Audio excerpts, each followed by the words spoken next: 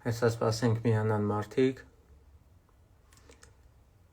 կխոսեմ Կոնստանտին Սարգսյանի սեմինարի մասին ու այն մտքերի մասին, որով կիսվեց նա, լավ մտքեր կային, բայց մի քիչ իրատեսական կփորձենք խոսել։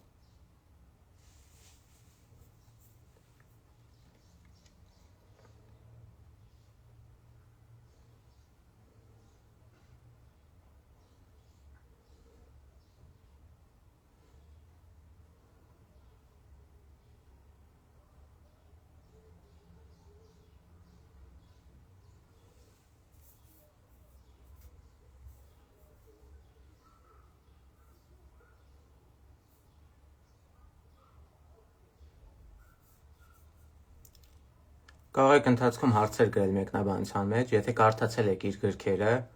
Կոնստիտուցիա միրա, այդպես է կոչվում գրքերը, 3 գիրքը,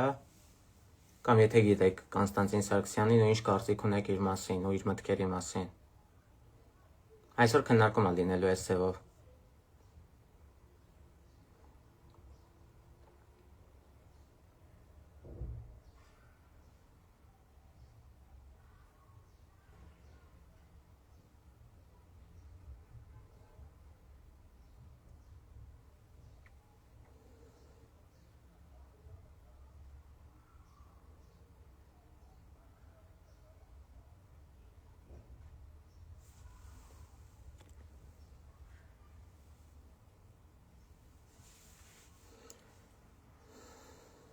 Մի փոքր եմ սպասում, որ միանան մարդիկ, նոր կշարունակեմ խոսալը,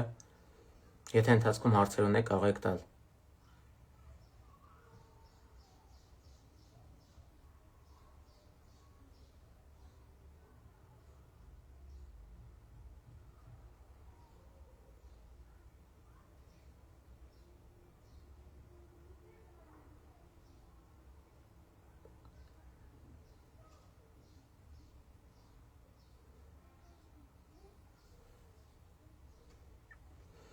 Նախ Կոնստանտին Սարգսյանը խոսում էր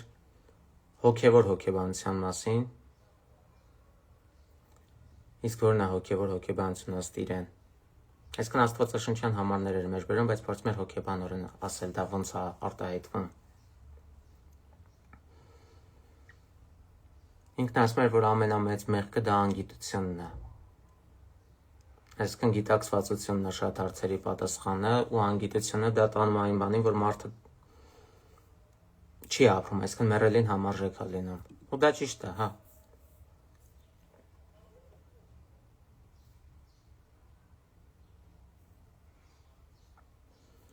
Խոսում էր այն մասին, որ թե ինչքան կարևոր է մտքերի հետևից չգնալը, այլ սրտով ապրելը։ Այսինքն քո իրական եսին հետևելը։ Ինքը բաժանում էր այնտեղ վիշիա, այսինքն իրական եսը, այն որ հոգևոր եսն է ու այն ինչը որ մեռնելուց առաջ եկալ, մեռնելուց հետո էլ մնում է։ Ու գոյությունի կեղծ ես այդ էգո համակարգը, որը մահանալու է մի օր։ Կոնստանտին Սարգսյանը շատ խոսում է այն մասին, որ կարևոր է օրենքներ պահելը։ Այսինքն ամենտեղ օրենքներ կա։ Այսպեսի խոսք կա, չէ, որ ուրիշի մենաստանը քո օրենքներով չպետք է գնաս։ Այսինքն եթե մտնում ես միտեղ, որտեղ օրենքներ կա, դու պետք է հետևես այդ օրենքներին, սա շատ կարևոր է։ Հասարակ օրինակ, որ երթևեկության մեջ 80 կմ/ժ արագությունը չգերազանցել, դա զուր տեղը չի, դա գրված է ինչ-որ բանի համար։ Եթե դա գերազանցես, կարող է վտանգես քո կյանքը, կարող է վտանգես դիմացինների կյանքը։ Ու իր գրքի մեջ այդ մասին է։ Կոնստիտուցիա միրա գիրքը ինչի մասին է, որ իմ հարաբերություններն է աշխարհի հետ։ Աստվածաշունչը Աստծո հարաբերություններն է մարդու հետ հիմնականում, իսկ իր գիրքը այն մասին է, թե ոնց հարաբերվել աշխարհի հետ, աշխարհի օրենքների հետ։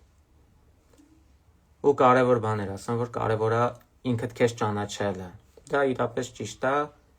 Եթե ուզում ես ճանաչես Աստծուն, նախ ճանաչիր ինքդ քեզ։ Ես իմ գրքում էլ գրել եմ այդ մասին։ Եթե դու քո հետ կապի մեջ չես, դու քեզ չես ճանաչում, դժվար ճանաչես տիեզերքի արարչին։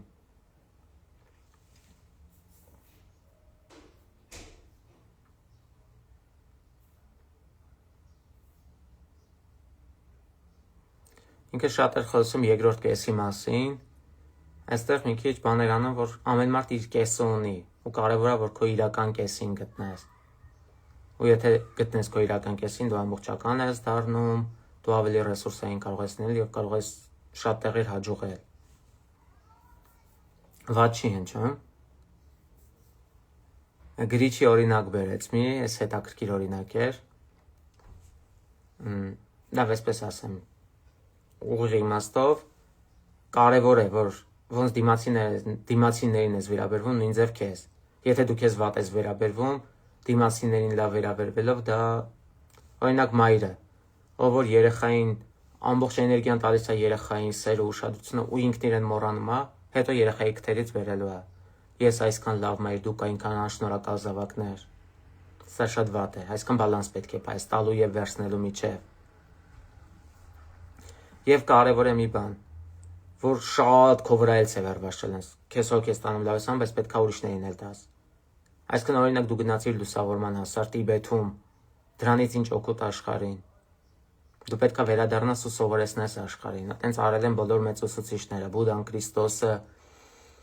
Իմաստ չունի այն բանի մեջ, թե ինչ ես անում դու ինքդ քո համար, եթե դու դրանից օգուտ չես տալու մարդկությանը։ Այսինքն սա պետք է հավասար լինի։ Սիրիր ինքդ քեզ, բայց նաև սիրիր դիմացիններին։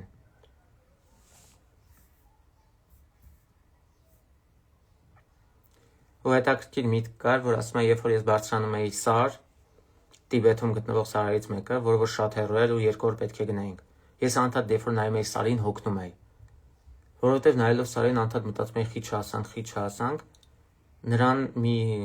մտավորական, վանական խորհուրդ է տվել, որ դու քայլերիդ նայիր ոչ թե սարին։ Այսքան process-ին նայիր, ոչ թե վերջնակետին։ Սա շատ կարևոր միտք է։ Այսինքն եթե դու սարին ես մենակ նայում, դու լարվելու ես, դու նեղվելու ես, որ չհասա, անդադ մտածելու ես։ Բայց եթե քո ամեն քայլի կարևորություն տաս, մեկ է դու զգալու ես, որ հասար այդ տեղը։ Այսինքն դա շատ կարևոր է։ Ցանկացած բանի մեջ process-ին ուշադրություն դարձնել, քո ամեն օրվա փոքրիկ քայլերին։ Այս միտքը հրաշալի միտք է։ Էքզյուպերին նույնիսկ աղոթք ունի, չէ՞, այդպիսի Տեր Աստված սովորեցրի ինձ փոքրիկ քայլերի արվեստը։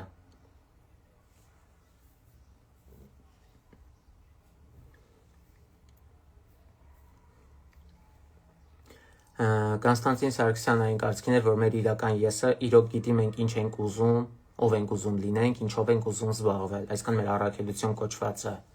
Ու երբ որ դու գտնես քո իրական եսի հետ հարաբերությունների ձևը, այսքան կոնտակտի մեջ մտնես ինքդ քեզ հետ, դու կարող ես արդեն հասկանալ, թե ինչ ես ուզում ու գործես։ Բայց քանի դեռ դու կապի մեջ չես քո հետ,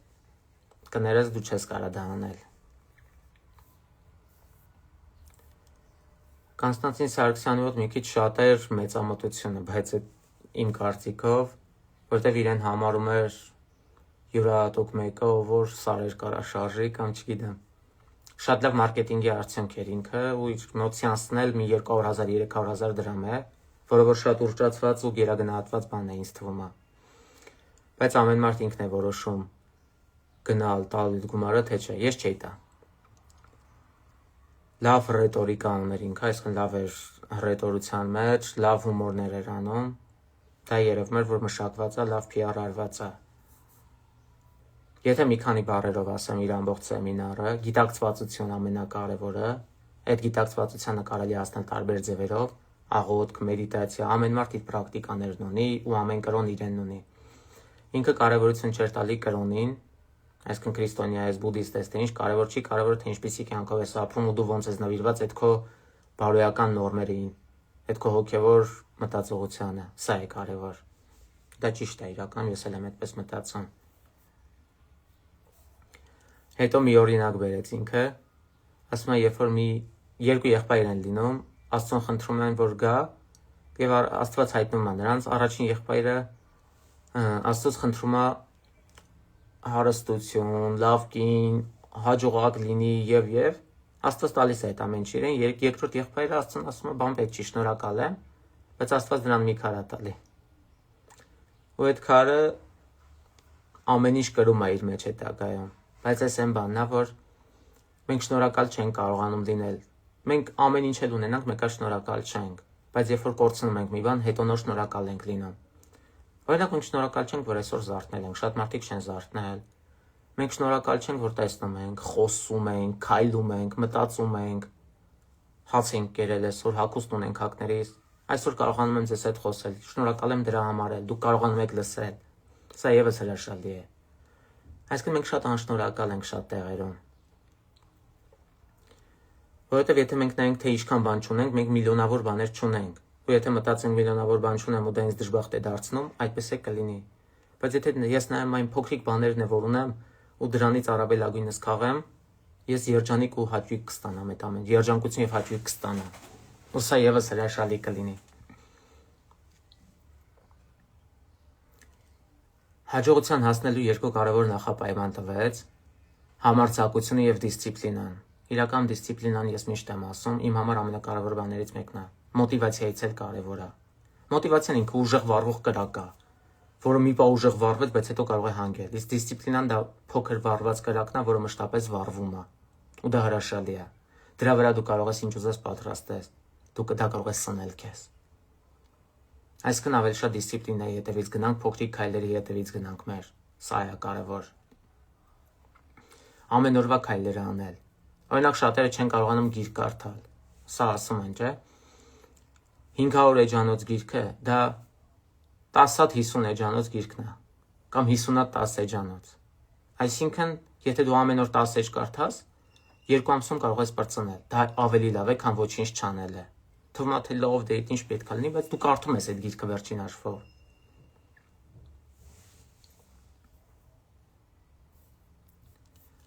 Նաև շատ կարևոր է հարաբերությունները։ Հարաբերությունները ինքներս մեզ հետ, աշխարհի հետ, մարդկանց հետ, բնության հետ, թե մենք ոնց ենք հարաբերվում։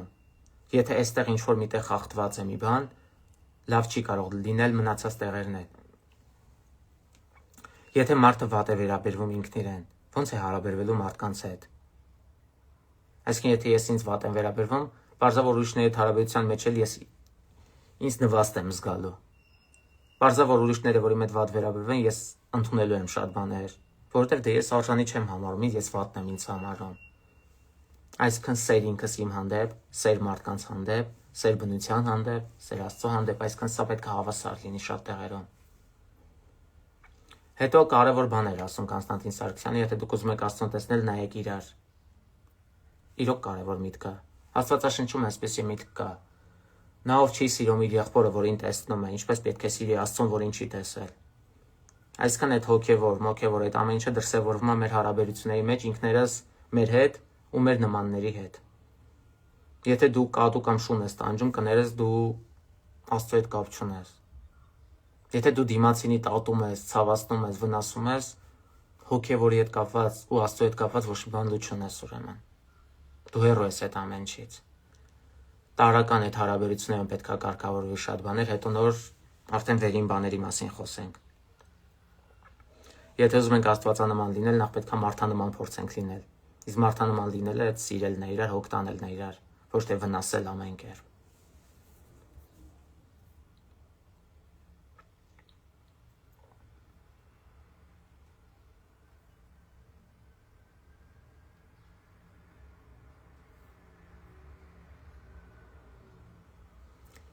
Հետո արդեն խոսում էր այն բանի մասին, թե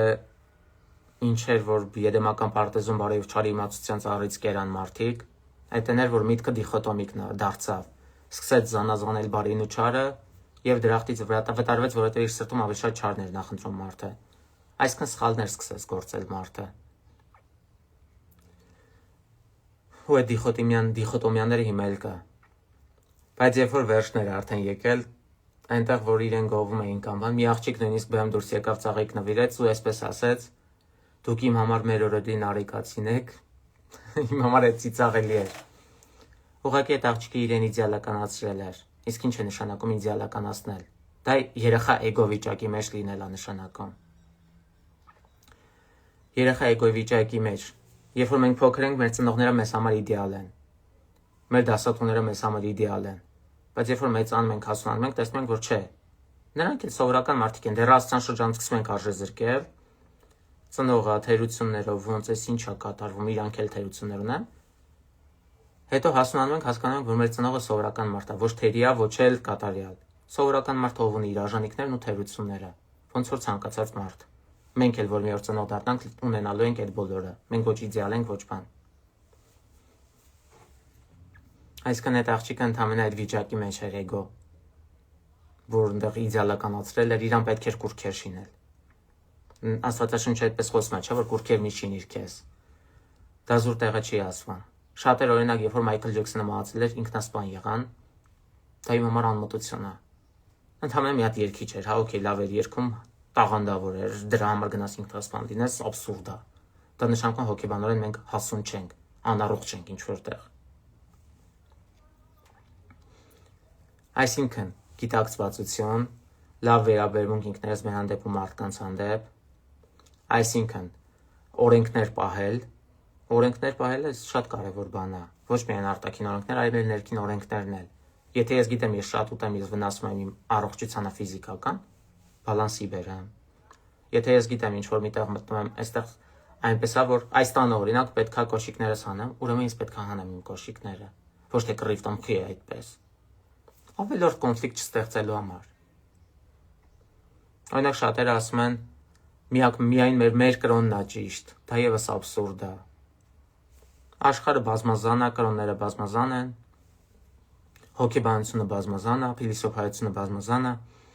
Այնինչ ճիշտ է մեզ համար կարող է սխալ լինի մեկ ուրիշի համար ու սա լրիվ նորմալ է։ Բացարձակ ճշմարտություն չկա աշխարհիկ մակարդակում։ Այս ամեն ինչի հետ կապված ինչ հարցեր ունեք կարող եք գրել։ Հետո կարևոր էր նաև մոտիվացիայի մասին, թե դու այսինչ կամ այնինչ բանը ինչու ես անում։ Այս մասին էլ խոսեց, որ եթե դու անում ես, որ ուժը ցույց տաս, խելքը ցույց տաս, դա քո էգոյի մասին է, եթե դու անում ես, որ դիմացինին օգնես, սա արդեն քո սիրո դրսևորումն է դիմացինի հանդեպ։ Օրինակ մեր բարերարներից շատերը ուրիշներին օգնում են ինչի համար, որ նկարեն գցեն, ասեն իրանք բարի մարդիկ էին, կամ ընտրություններից առաջ սկսում են բարի գործեր անել։ Սա ընդհանրապես բանա ցուցամոլություն է։ Բայց եթե դու իրոք ուզում ես բարի գործ անել, շատ հաճախ լուռ ես անում։ Աստվածաշնչում այդպիսի միտք կա, չէ՞, թող քո այս ձեռքը չիմանա, թե ինչ անում քո ձախ ձեռքը։ Այսինքն մարդկանց համար մի արա այդ բարությունը, այլ բարություն արած ու բարություն անելու համար։ Ոչ թե որ քեզ կվերադառնա կամ մարդիկ կասեն, ես ինչ լավ մարդ էր, բարի գործեր արեց։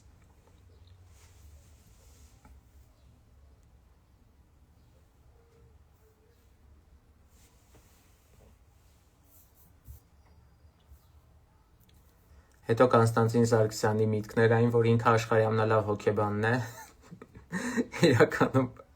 ես իր վստահությունը հավանեցի։ Շատ հաճախ կարևոր չէ թե ինչ ես ասում, կարևորը թե ոնց ես ասում։ Այսքան այդ վստահությունը, եթե դնես ցույց տաս, դու կարող ես մարդկանց համոզես, որ դա իրոք այդպես է։ Մանավանդ այն աղջկա նման մարդկանց, որ մարդկանց իդեալականացնելու հակում ունի։ Շուտ ներշնչվելու, տպավորվելու հակում ունի։ Այդ մարդկանց վրա հեշտ է տպավորություն գործել։ Ընդհանուր առմամբ սեմինարը լավն էր, բայց չպետք է մոռանանք մեր քննադատական մտածողությունը։ Միշտ պետք է ամեն ինչին փորձել ռացիոնալ նայել, էմոցիաներին մենակ չտրվել։ Որովհետև եթե էմոցիաներին տրվեք, կարող է գնաք իր մոտ 200,000 դրամ տակ այս սեանս անցնեք, բայց հիասթափվեք, որ այդպիսի դեպքեր եղել են։ Նենց որ բոլորից ցանկանում եմ գիտակցվածություն, շատ գիտակցվածություն, լավ որակներ զարգացնենք մեր մեջ։ Հա, մեկ էլ մի բան ասեց, որ ամենի մեղավորը դուք եք, դադարեք մեղադրել ձեր ծնողներին ու մնացած մարդկանց, ես համաձայն չեմ այստեղ։ Կարող է ուշ փուլերում պետքա սաղ պատասխանատվությունը վերցնենք մեր վրա, բայց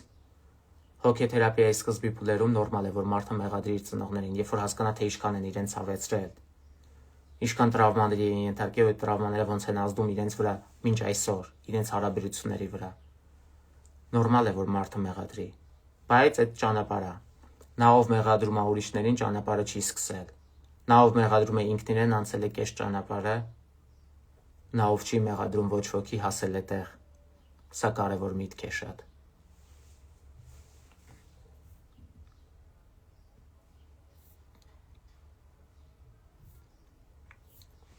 Ու մի միտք դուր եկավ ինձ այդտեղ, որ ասում Աստծուն հանգիստ թող։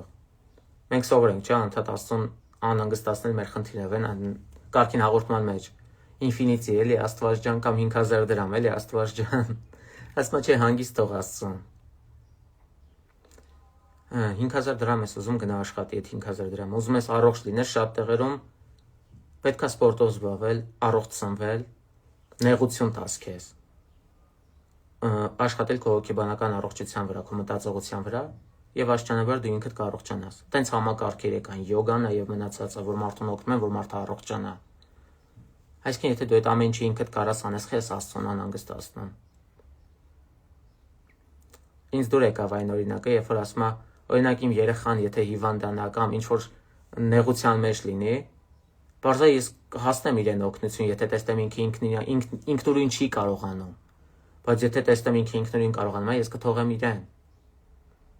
Օրինակ Աստված էլ նույն ձև շատ բաներ թողում է, որ մենք անենք։ Այսպիսի մի պատմություն կա առակ, ասում եմ մի անգամ մարդը խորտակվելուց,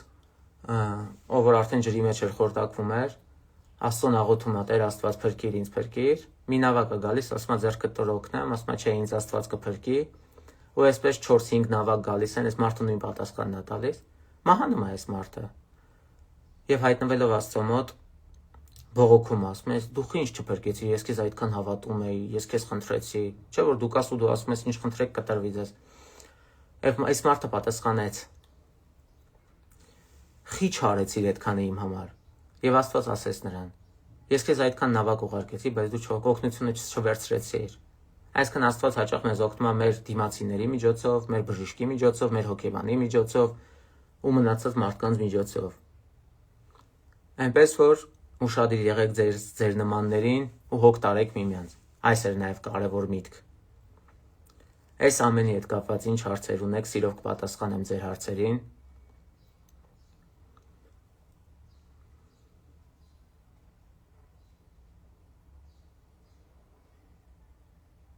Այդպիսի մի գովազդ կար, չէ։ Հա, YouTube-ի հետ կապված օրինակ, կամ ինչ որ այլ տեղեր։